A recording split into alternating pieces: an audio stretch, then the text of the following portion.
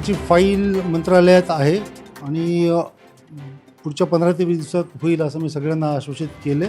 त्यासाठी मी प्रयत्नशील आहे. हे विद्यार्थी माझेच आहेत. या विद्यार्थ्यांचं भलं बुरं मला कळतं. त्याच्यामुळे या विद्यार्थ्यांचं जे वाईट झालं ते माझं स्वतःचं वाईट समजतो मी.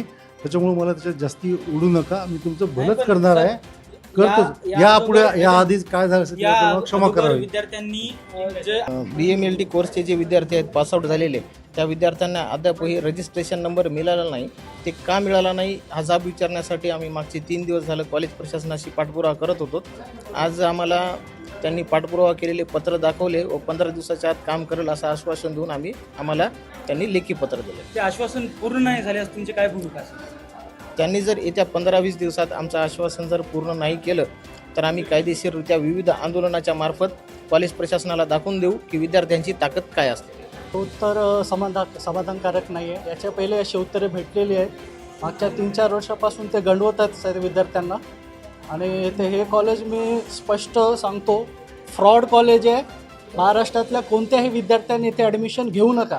तुमचं करिअर बर्बाद करायचं असेल तर या कॉलेजमध्ये ॲडमिशन घ्या.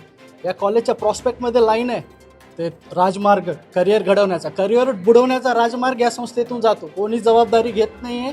3-4 वर्षापासून बेकारी वाढत चालली आहे. त्याचं कारण हे पण एक आहे, असले फालतू कॉलेज हे फक्त विद्यार्थ्यांना दिशाभूल करतात.